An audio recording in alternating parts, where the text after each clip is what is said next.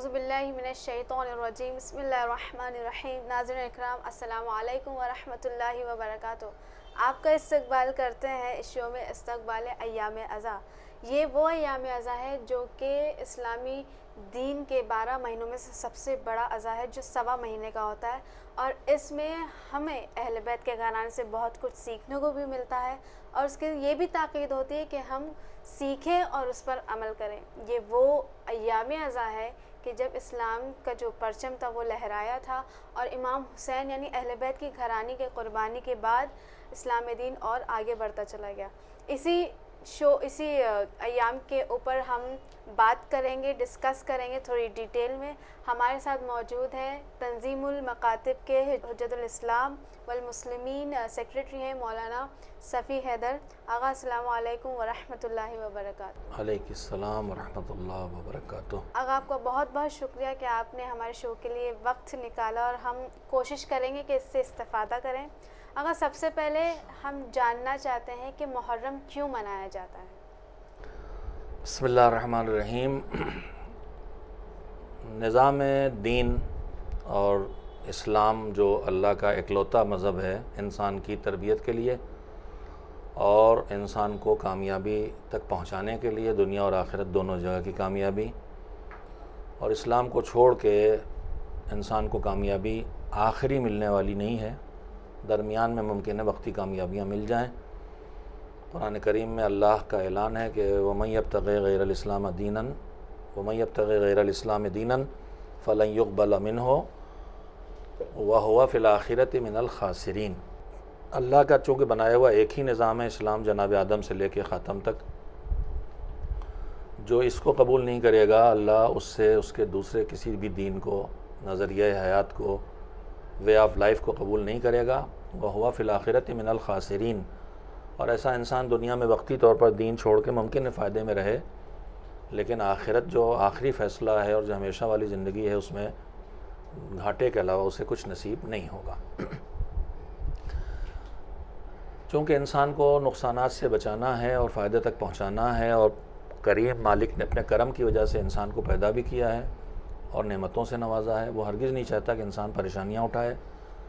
دشواریوں کے آگے اس نے سہولتیں رکھی ہیں۔ مشکلات انسان کی غلطی سے پیدا ہوتی ہیں یا انسان کی تربیت کے لیے، اللہ ٹریننگ کے لیے، جیسے فوج میں سخت ترین مشکلات کا سامنا انسان کو کرنا پڑتا ہے تاکہ اچھی زندگی بسر کرنے کی اور مشکلات کا سامنا کرنے کی اس میں صلاحیت پیدا ہو جائے۔ اسی سے طرح پروردگار عالم کبھی کبھی مشکلات اسی لیے ڈالتا ہے، کبھی انسان کی اپنی غلطیوں اور گناہوں اور سرکشیوں کا نتیجہ ہوتا ہے۔ اس نظام الہی میں جو نظام تربیت انسانی ہے، اس میں ایک چیز اس نے اللہ نے رکھی ہے کہ جو پچھلے لوگ گزرے ہیں، نسلیں، قومیں، امتیں، ان کی غلطیاں بھی اللہ بتاتا ہے کہ انہوں نے کیا غلطیاں کی ہیں اور ان غلطیوں پر کیا ان کو نقصانات پہنچے۔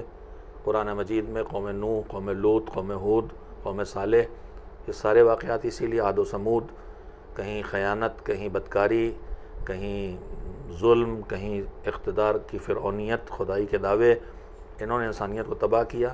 یہ اللہ اس لیے بتاتا ہے کہ اب تم ان سے سبق سیکھو اور یہ غلطیاں نہ دہراؤ، ورنہ وہی تباہیاں تمہیں نصیب ہوں گی۔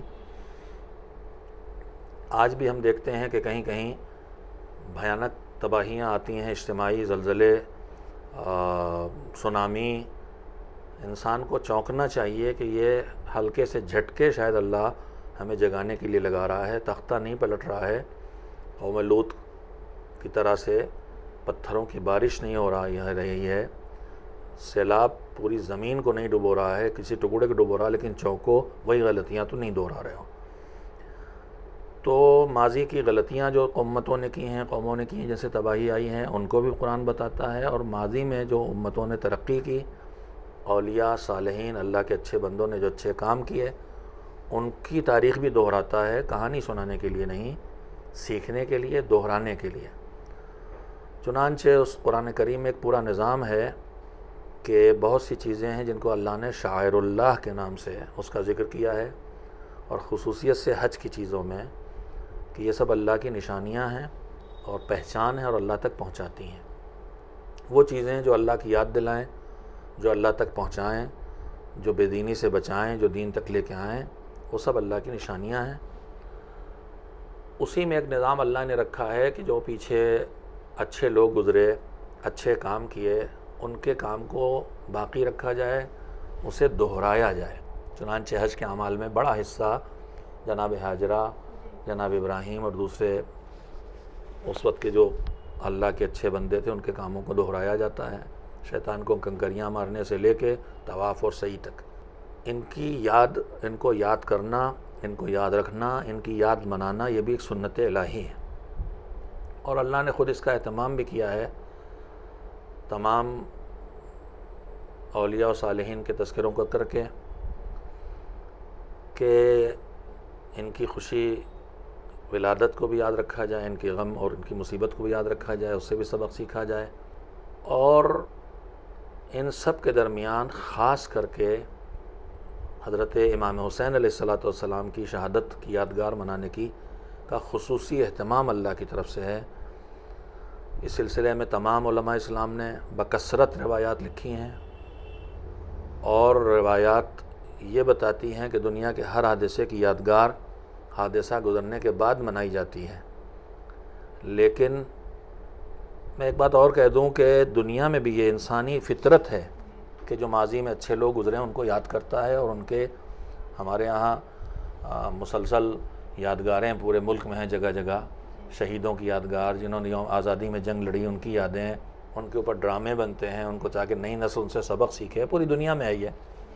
یادگار منانا ایک فطرت انسانی ہے، اگر کوئی ناسمجھ اس کو بدعت کہتا ہے تو وہ فطرت سے بغاوت کر رہا ہے۔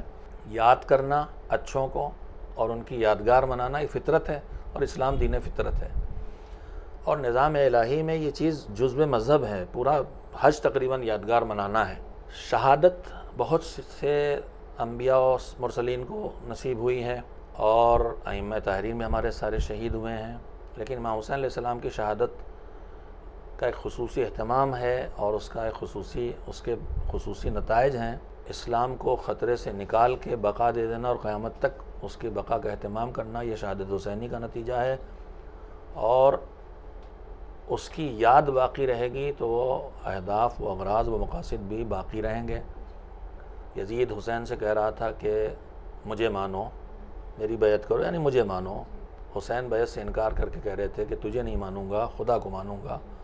یزید خود کو منوا رہا تھا اور حسین خدا کو منوا رہے تھے، لہذا اللہ نے ان کے شہادت کی یادگار منانے کا اہتمام کیا۔ میں بھی کہہ رہا تھا کہ کسی حادثے کا تذکرہ اور اس کی یادگار حادثے کے بعد منائی جاتی ہے، لیکن روایات اسلامی شیعہ اور سنی کی تفریق کے بغیر بکثرت موجود ہیں کہ شہادت حسینی سے پہلے بھی امام حسین کی شہادت کے تذکرے بھی ہوئے ہیں، انہیں یاد بھی کیا گیا، ان پہ گریہ بھی کیا گیا۔ جناب آدم سے لے کے حضرت خاتم تک پیغمبر خدا کے سینے پر امام حسین سو رہے ہیں، جناب جبریل آ کے شہادت کی خبر دیتے ہیں، پیغمبر گریہ کرتے ہیں، جناب جبریل اللہ کے حکم سے زمین کربلا کو اشارہ کرتے ہیں، وہ بلند ہوتی ہے، اس سے ایک مٹھی خاک اٹھا کے پیغمبر کو دیتے ہیں، وہ جناب ام سلمہ کو دیتی ہیں، پیغمبر کہتے ہیں اسے محفوظ رکھنا، جب یہ مٹھی خون سے بدلے سمجھنا حسین شہید ہو گئے۔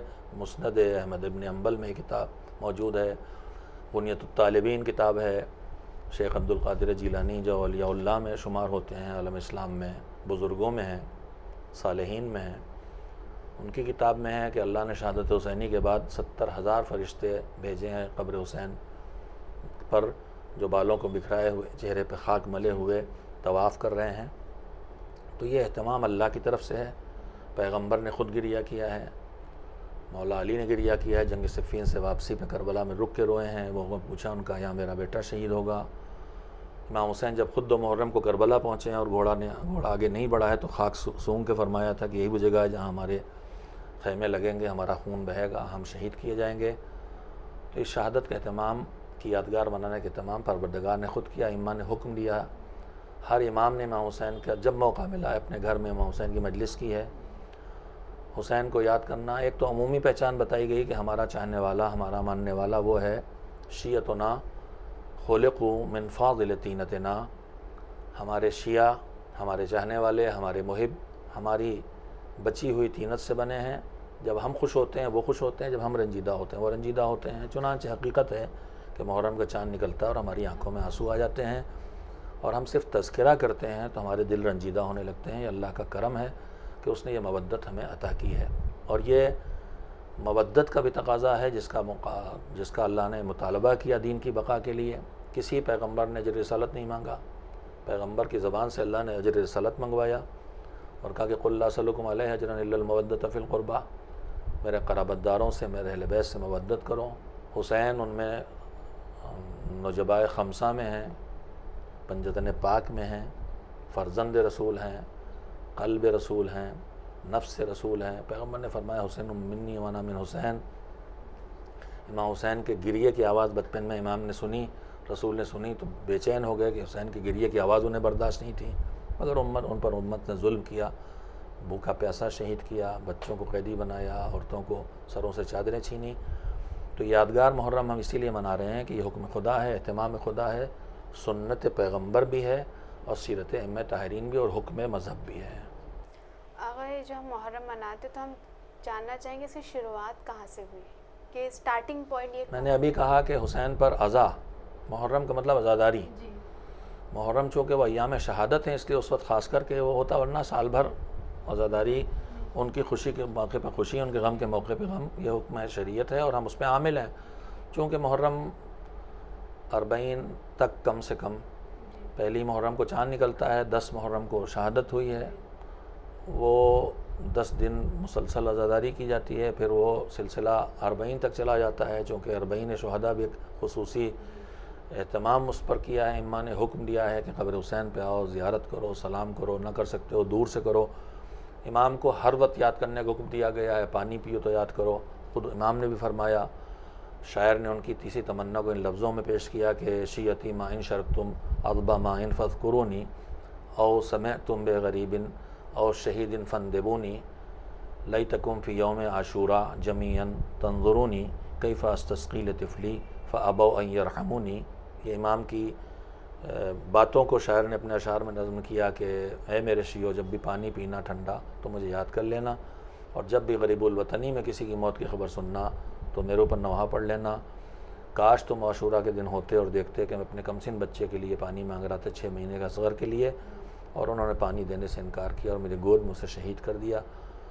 تو عزاداری کا سلسلہ تو شہادت حسینی سے پہلے سے چل رہا ہے، شکل اور کیفیت بدلتی رہی ہے، اور میں اس سلسلے میں ایک وضاحت کروں گا اپنے تمام سننے والوں کے لیے کہ حکم خدا کسی کام کے کرنے کا جب ہوتا ہے اور مذہب کہتا ہے یہ کام تمہیں کرنا ہے، تو کبھی اس کام کا حکم دے کے اس کا طریقہ بھی معین کر دیتا ہے۔ نماز پڑھو، صبح کی 2 رکعت پڑھو، ایسے پڑھو، وہاں انسان کو کوئی اختیار نہیں کہ اس میں کسی طرح کی کوئی تبدیلی کرے، کچھ گھٹائے یا کچھ بڑھائے۔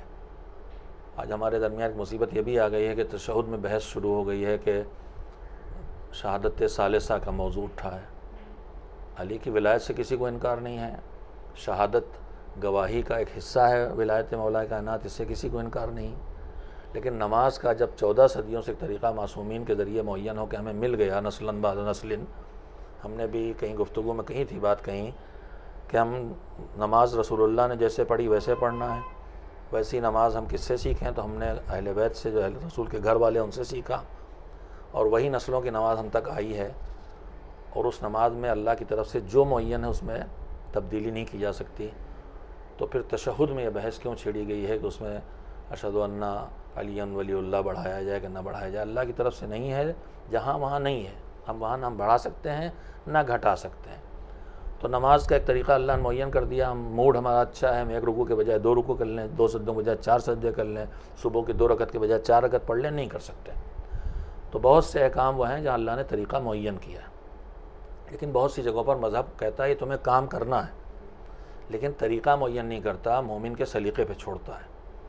مثلا کہتا ہے ماں باپ کی خدمت کرو، مگر ماں باپ کی خدمت کرنے کے لیے نہیں کہتا کہ ان کے پیر دباؤ، کہ ان کو ٹھنڈا پانی رات میں پلاؤ، یا دودھ گرم کر کے دو، یا ان کو دعائے کمیل سناؤ، طریقہ معین نہیں کرتا۔ جب طریقہ معین نہیں کرتا تو ابھی مسلم کے، مومن کے، انسان کے سلیقے پہ چھوڑتا ہے۔ سلیقہ ایمانی یہ ہے کہ جب حکم خدا میں کوئی طریقہ معین نہ کیا جائے کسی کام کا، تو سلیقہ ایمانی یہ ہے کہ وہ کام اس طرح کیا جائے کہ دیکھنے والے جب دیکھیں تو کہیں ہاں یہی کام ہو رہا ہے، اور اس کے انجام دینے میں کوئی ایسا کام نہ کیا جائے جو حکم خدا کے خلاف ہو یا جو عقل کے خلاف ہو۔ ماں باپ کو خوش کرنے کے لیے اللہ نے کہا ہے، ان کو راضی رکھنے کے لیے، اگر میرے ماں باپ خدا نخواستہ گانے کے شوقین ہیں، معاذ اللہ مثال دے رہا ہوں، میرے ماں باپ تو دنیا سے رخصت ہو چکے، اللہ ان کی مغفرت کرے، انہیں غریق رحمت کرے، لیکن مثال دے رہا ہوں، صرف کسی کے ماں باپ اگر گانے کے شوقین ہیں تو بچہ ان کو خوش کرنے کے لیے کوئی نیا سی ڈی آئے تو لے کے آ جائے، یہ نہیں کر سکتا، اس لیے کہ خوش تو ہوں گے لیکن اللہ اس سے خوش نہیں ہوگا، شریعت طرف سے پابندی۔ تو ایک اصول ہمیں سمجھنا چاہیے کہ جس کام کا حکم اللہ دے، مذہب دے، لیکن اس کا طریقہ معین نہ کرے، تو ہمیں عقل ایمانی سے طریقہ طے کرنا ہے، اور وہ طریقہ ایسا ہونا چاہیے جس میں بے عقلی نہ ہو، ناسمجھی نہ ہو، اور خلاف شریعت نہ ہو۔ ایام عزا ہوں یا ایام عزا سے ہٹ کے، محرم سے ہٹ کے، عزاداری اہل بیت کی اور بالخصوص امام کی، اس کا طریقہ معین نہیں کیا گیا ہے۔ لہٰذا ہر وہ کام جو ہم کریں اور جس کو دیکھنے والے کہیں کہ عزاداری ہو رہی ہے، یہ غم منایا جا رہا کسی کا، وہ حکم پر عمل ہوگا۔ لیکن اگر ہم کوئی ایسا کام کریں عزاداری کے نام پر جسے دیکھ کے کوئی یہ نہ سمجھے کہ مصیبت زدہ ہے، کوئی مصیبت پڑی اس لیے ایسا کر رہا ہے، تو اس کو وہ عزاداری کا حصہ نہیں قرار دیا جا سکتا۔ مثلا کوئی آدمی رنجیدہ غمزدہ ہوتا ہے، کسی گھر میں کوئی مر گیا ہے تو روئے گا، آنسو بہائے گا، سینہ پیٹے گا، سر پیٹے گا۔ شریعت نے یہاں بھی کچھ پابندیاں لگائی ہیں، گریبان نہیں چاک کرو، منہ پہ تماچے نہیں مارو، لیکن کرے گا، شریعت بعض چیزوں سے روکے گی، یہ فطرت ہے۔ لیکن اب یہ تو کوئی نہیں کرے گا کہ بانس ڈنڈا اٹھا کے سر پہ مار لے، تلوار اٹھا کے سر پہ مار لے، یہ نہیں کرے گا کوئی۔ تو ہمیں یہ دیکھنا چاہیے کہ بنام عزاداری ہم جو کچھ کریں وہ کام ہوں جو دیکھنے والا کہے کہ یہ غمزدہ لوگ ہیں، ہم یہ کرتے دیکھ کے ہی فوراً سمجھیں ان پہ کوئی مصیبت پڑی ہے، اور یہ خیال رہے کہ اس میں کوئی ایسی چیز نہ ہو جو اللہ نے پابندی لگائی۔ مثال کے طور پر نوحے پڑھنا، گریہ کرنا، ماتم کرنا، یہ کا غمزدہ ہونے کا مظاہرہ ہے، لیکن نوحہ اگر گانے کی دھن میں ہو تو اب جائز نہیں رہ جائے گا، اس لیے کہ اس پر اللہ نے پابندی لگائی ہے۔ تو محرم تو ہم مناتے ہیں، اور ایام عزا ابھی تم نے گفتگو میں شاید کہا کہ 1.25 مہینہ، یہ علاقائی معاملات ہیں، لیکن پوری دنیا میں جہاں جہاں عزادار آباد ہیں، میں نے دیکھا ہے کہ کم سے کم پہلی محرم سے لے کے 20 صفر تک، 1 مہینہ 20 دن تو ہر جگہ ایام عزا ہوتے ہیں، کہیں کہیں 28 صفر تک ہے۔ اور ہمارا جو کلچر ہندوستان کا ہے، جو ہندوستان، پاکستان اور پھر یہاں سے مختلف ملکوں تک منتقل ہوا ہے، وہ 2 مہینے 8 دن پہلی محرم سے لے کے 8 ربیع الاول تک ایام عزا کے طور پر منایا جاتا ہے، اور ان میں غم حسین کیا جاتا ہے۔ تو میرا خیال سے اتنی بات کافی ہو گئی کہ محرم کیوں مناتے ہیں، اس لیے کہ حکم خدا ہے، اہتمام مذہب ہے، اچھی چیزوں کی یادگار مناؤ تاکہ وہ اچھائیاں باقی رہیں، اور خاص کر کے حسین کی قربانی دین کی بقا کے لیے تھی۔ سجدے میں سر کٹا حسین کا، تو ہم جب روئیں گے اس پر تو یاد رہے گا کہ سجدہ کریں۔ حسین نے نوک نیزہ کے پر تلاوت کی سر حسین نے، تو ہمیں خیال رہے گا کہ ہم قرآن پڑھیں۔ سیدہ زینب کے سر سے چادر چھینی، ہم اس پہ گریہ کرتے ہیں، تو ہمیں خیال رہے گا کہ ہماری بیٹی کی، ہماری بہن کے ساتھ چادر نہ ہٹے۔ ہماری شہزادی سکینہ کے کان سے گوشوارے چھینے، پیر سے پازاب چھینے، تماچے لگے، تازیانے لگے، تو ہمیں خیال رہے گا کہ ہم کسی پہ ظلم نہ کریں۔ اگر یہ جب محرم کی شروعات ہوئی تو سفر سے 28 رجب کو امام حسین نے مدینہ کو چھوڑا ہے، تو اس وقت کیا حالات تھے بنے؟ کیونکہ جب چھوڑا تو کوئی وجہ ہوگی اس کی کہ جب مدینہ کو چھوڑا گیا، تو کیا وجہ تھی اس کی؟ امیر شام، حاکم شام نے امام حسن سے یہ معاہدہ کیا تھا، معاویہ نے، کہ اپنے بعد کوئی جانشین معین نہیں کریں گے، لیکن صلح کے فوراً بعد صلح نامے کو پھاڑ کے، پیروں تورے کچل کے اعلان کیا کہ پیروں تلے ہے میرے، اور اب میں کسی چیز کا پابند نہیں ہوں، اور حکومت حاصل کرنے کے لیے میں نے سب کیا تھا، تو میں نمازی بنانے اور روزہ دار بنانے کے لیے نہیں کیا تھا۔ چنانچہ اس نے سارے معاہدے خلاف ورزی کی۔ اس معاہدے میں یہ بھی تھا کہ علی اور شیعہ نے علی کو تکلیف نہیں پہنچاؤ گے، ظلم نہیں کرو گے، وہ سب معاہدے توڑ دیے۔ اس میں یہ بھی تھا کہ تم یزید کو اپنے بعد کسی کو جانشین اب اپنا نہیں بناؤ گے، لیکن معاویہ نے یزید کو اپنا جانشین بنا دیا، جو ظالم تھا، سفاک تھا، شرابی تھا، جواری تھا، دین کو مانتا ہی نہیں تھا۔ ظالم کو جیسے ہی حکومت ملی یزید کو، اس نے فوراً اپنے گورنروں کو لکھ کے بھیجا کہ میری بیعت لو۔ مدینے میں ولید حاکم تھا، اس کے پاس بھی خط آیا، اور اس نے امام سے مطالبہ کیا کہ آپ بیعت کریں۔ امام ظاہر یزید کی بیعت نہیں کر سکتے تھے باطل کی، ان کے بزرگوں نے بھی کسی بھی باطل نظام کی کبھی بیعت نہیں کی تھی۔ چنانچہ امام نے بیعت سے انکار کیا، لیکن مدینہ کے تقدس کی حفاظت کے لیے انہوں نے یہ نہیں چاہا کہ مدینہ میں جنگ ہو، مدینہ کی ہتک حرمت ہو، مدینہ چھوڑ دیا، مکے آ گئے، اس لیے کہ مکہ جو حرم ہے، حرم میں جانور کا خون بھی نہیں بہایا جا سکتا، اس لیے امام وہاں گئے تاکہ خون خرابہ نہ ہو۔ لیکن جب مکے میں بھی سازش رچی گئی اور یہ طے کیا یزید نے کہ طواف کے عالم میں امام کو خانہ کعبہ کے ارد گرد شہید کر دیا جائے گا، تو امام نے وہاں کی حرمت بچانے کے لیے بھی حج کو چھوڑ دیا اور وہاں سے بھی سفر اختیار کیا۔ چونکہ کوفے والے مسلسل امام کو بلا رہے تھے اور اتنے خطوط لکھے تھے کہ امام نے مجبور ہو کے جناب مسلم بن نقیل کو وہاں بھیجا تھا، امام مکے سے نکل کے کوفے کی طرف چلے، مگر راستے میں لشکر حر ملا اور اس نے امام کو کوفے نہیں جانے دیا اور مجبور کر کے امام کو کربلا کی سرزمین پہ لے آیا۔ اگر یہ بھی کئی لوگوں کا سوال ہے، کئی لوگوں کی سوچ ہے کہ جب امام حسین جنگ پہ مطلب مدینہ کا سفر کر رہے تھے یا کربلا کی طرف ان کو مجبوراً لے جائے گا، تو پھر پورے گھرانے کو کیوں لے گئے؟ کیوں عورتیں بھی ساتھ میں ان کی تھیں؟ اکیلے بھی مطلب جا سکتے تھے، 18 بنی ہاشم جوان تھے ان کے ساتھ، وہ ان کو لے کے جا سکتے تھے، لیکن عورتیں کیوں اس میں شامل ہوئی؟ ایک تو جو حالات تھے ملک کے، اس میں امام بہتر جانتے ہیں کہ میں گھر والوں کو یہاں چھوڑ کے جاؤں گا تو ان کے ساتھ کیا سلوک ہوگا۔ ان کی نگاہ میں ان کا تنہا چھوڑنا کسی صورت بھی مناسب نہیں تھا۔ یزید جیسے ظالم اور جابر جس کے عمل نے بعد میں بتا دیا، امام کی شہادت کے بعد اگلے سال مدینہ پہ حملہ ہوا ہے اور مسجد النبی میں فوج کے گھوڑے بندھے ہیں اور 3 دن کے لیے مدینہ لفظ بولا جاتا حلال کر دیا گیا، حلال نہیں ہوا، حرام انجام دیا گیا، لوٹ مار، قتل و غارت اور خواتین کے ساتھ بدسلوکی اور ان کی عفت کی تباہی۔ تو جس یزید نے شہادت حسینی کے بعد یہ کیا وہ کبھی بھی کر سکتا تھا، اس لیے امام اپنے بچوں کو کیسے چھوڑ کے جاتے؟ پہلی بات یہ ہے، اور دوسری بات یہ ہے کہ یہ ایک نظام میں ہدایت کا ایک حصہ تھا، امام کو پتہ تھا کہ کس طرح شہید ہوں گے اور ان کے پیغام کو مٹایا جائے گا، اور اس پیغام کو پھیلانے کے لیے اور بچانے کے لیے اہل حرم کی ضرورت پڑے گی، جنہیں قیدی بنا کے لے جایا جائے گا تو وہ حسین کا پیغام پہنچائیں گے، اس لیے بھی امام اپنے ساتھ لے کے گئے۔ باقی ظاہر ہے کہ فیصلے امام نے کیے ہیں، تو ہم بھی اگر کوئی فیصلہ تھوڑا گھر میں تجربے کار اور بزرگ ہوں تو لوگ کہتے ہیں بھائی بزرگ خاندان ہیں، اپنے مصلحتوں کو خود سمجھتے ہیں، اور وہ تو امام ہیں، معصوم بھی ہیں۔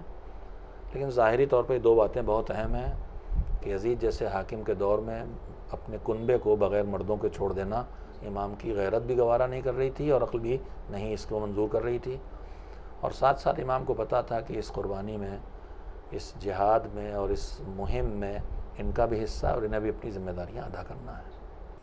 اگر ہماری کیا ذمہ داری ہے ایک عام انسان جب ماتم کرتا ہے، مجلس کرتا ہے، تو صرف یہ نہیں کہ ہم کر رہے ہیں، لیکن اس پہ عمل کیا ہو؟ اس چیز پہلے ہمیں یہ سمجھنا چاہیے کہ یہ پورا جو حادثہ گزرا ہے، ائمہ نے اسے باقی رکھنے کے لیے کیوں حکم دیا ہے؟ صرف اس لیے کہ ہم ان پہ روئیں اور بس ان کی رنج منائیں اور غمزدہ ہوں اور کافی ہے اتنا؟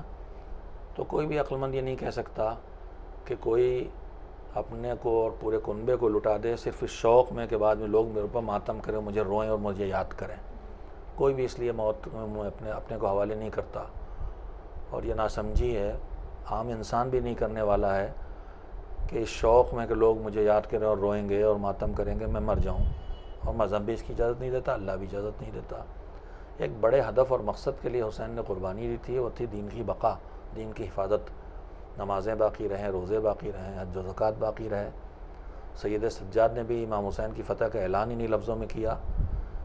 جب ان سے پوچھا گیا، طلحہ ابن عبداللہ نے پوچھا، ظاہری طور پر امام حسین کو شکست ہوئی تھی، گھر لوٹا تھا، تباہی آئی تھی، مگر پھر بھی اس کا سوال تھا کہ کون جیتا؟ تو امام نے کہا تھا کہ جا کے دیکھو، اذان کہلواؤ، نماز کا وقت آنے دو، اذان کہی جائے گی، خود سمجھ میں آ جائے گا کون جیتا ہے۔ امام کہہ رہے تھے کہ اللہ اکبر اگر کہا جا رہا ہے تو حسین جیتے ہیں، تو پھر عزادار کی بھی زندگی کا فریضہ ہے کہ اللہ اکبر کی آواز آئے، اور صرف آواز نہ آئے، اللہ اکبر کہنے کا مطلب اللہ مجھ سے بڑا، میری خواہشات سے بڑا، میری رسموں سے بڑا، میرے جذبات سے بڑا، میرے تعلقات سے بڑا، اللہ کی بات سے ان میں سے جب کچھ ٹکرائے گا تو میں اللہ کی بات مانوں گا۔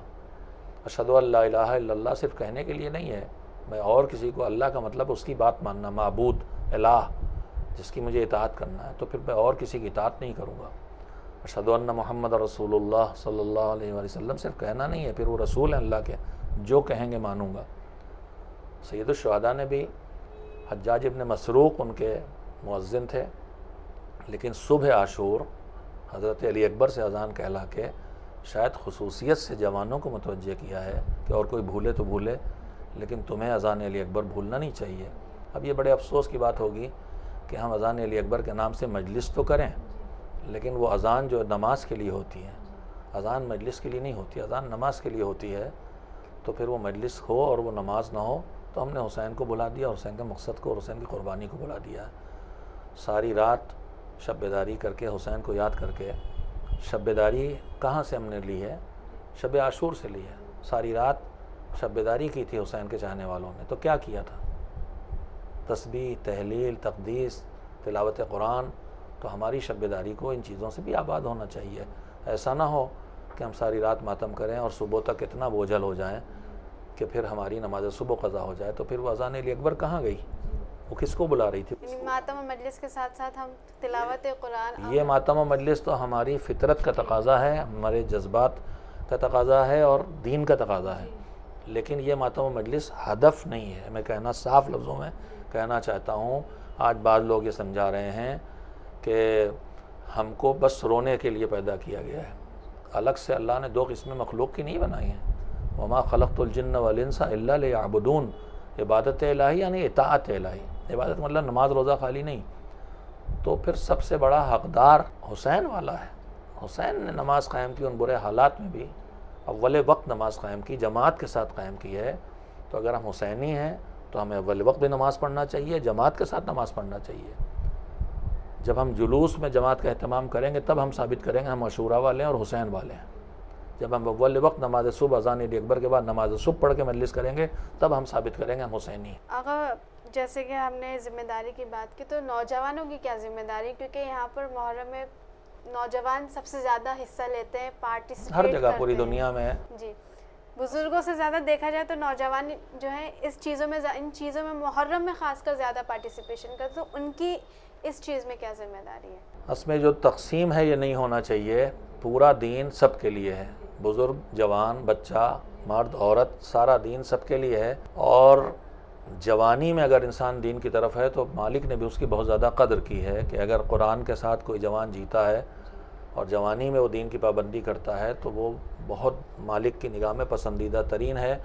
اور اس کے جزا میں ایک جزا یہ ہے کہ جب آخرت کے میدان میں سایہ کوئی نہیں ہوگا سوائے رحمت الہی کے سائے کے، تو ایسے جوان کو وہاں سایہ نصیب ہوگا۔ جوانی ایک اللہ کی نعمت ہے اور انسان کی قوتوں کا عروج ہے، اور ہر نعمت پر حساب ہے، لہذا جوانی پر بھی حساب ہے۔ سید سجاد سے روایت ہے کہ جو قبر میں سوالات ہوں گے، تم نے جو نعمتیں ہم نے دی تھی انہیں کہاں خرچ کیا، اس میں ایک نعمت جوانی بھی ہے کہ تم نے جوانی کہاں خرچ کی۔ جوان کی قدر بھی الگ سے مذہب نے کی ہے، ہمارے ائمہ نے ہدایت دی ہے۔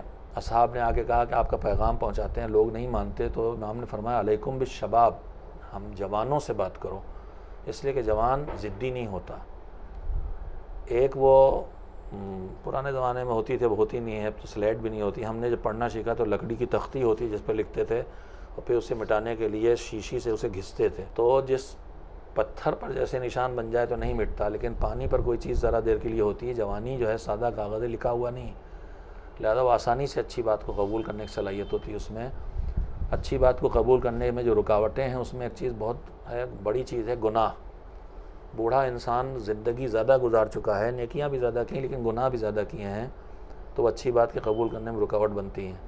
لیکن جوان کی زندگی میں ابھی گناہ بھی کم ہے، نیکیاں اگر کم، گناہ بھی کم ہیں، تو اس کا دل اچھی باتوں کو جلدی قبول کرتا ہے۔ کربلا میں بھی علی اکبر اپنے جوانوں سے کہہ رہے ہیں، عباس کہہ رہے ہیں، قاسم کہہ رہے ہیں، ہم نے اپنی زندگیاں دی ہیں اس دین کے لیے مولا کی اطاعت کرتے ہوئے، تو تمہیں ہم سے محبت ہے تو پھر تمہیں آگے بڑھ کے ہمارے اس مقصد کو پیش نظر رکھنا چاہیے، اور وہ مقصد ہے دین اور دین کی حفاظت۔ تمہیں خود بھی دیندار بننا چاہیے اور دوسروں کو بھی دیندار بنانا چاہیے۔ اگر آخری سوال، کیونکہ آپ نے بہت وقت دیا، تو بس ایک آخری سوال یہ تھا کہ جو ذاکرین اہل منبر ہیں ان کا کیا فرائض، ان کی کیا ذمہ داری ہے؟ میں اس سوال کو تھوڑا بڑھاؤں گا۔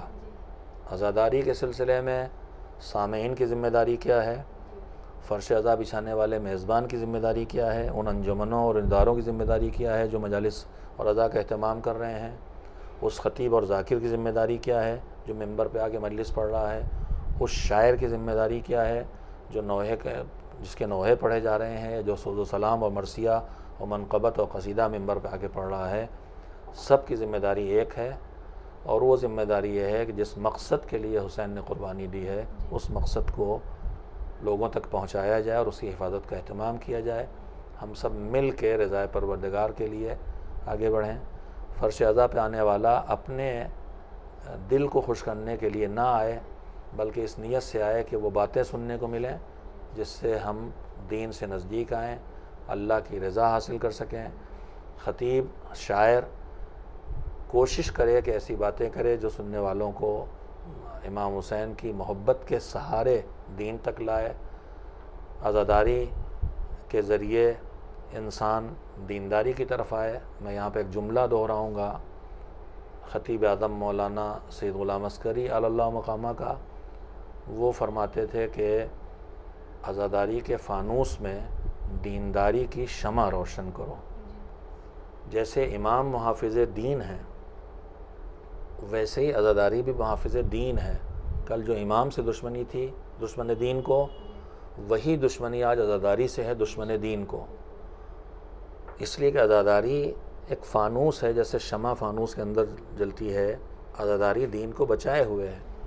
دشمن اسی لیے عزاداری مٹانا چاہتا ہے۔ ایسا نہ ہو کہ ہمارے پاس عزاداری کی شکل رہ جائے اور عزاداری کی روح ہم سے چلی جائے۔ روح ہے عزاداری، دینداری ہے۔ حسین کی یاد آئے تو سجدے کرائے، حسین کا سر کٹا ہے سجدے میں تو ہمارے سر سجدے میں جائے۔ حسین نے اللہ کی بلندی بڑائی کے لیے قربانی دی تھی، تو ہماری زندگی میں اللہ کی حکومت ہو اور وہ قربانیاں رائگاں نہ جائیں کہ جن قربانیوں کی قیمت کا ہم احساس نہیں کر سکتے۔ ناظرین اکرام، آج کا شو یہی اختتام ہوتا ہے، اور ہمیں پوری امید ہے کہ آپ یہ صرف علم نہ رکھیں گے بلکہ اس کو عمل بھی کریں گے، اور ہم حجت الاسلام والمسلمین مولانا صفی حیدر کا بھی بہت بہت شکریہ ادا کرتے ہیں کہ انہوں نے وقت نکالا علی ٹی وی اسٹوڈیو پہ آ کر ہمیں اتنی معلومات دی۔ ورحمۃ اللہ وبرکاتہ۔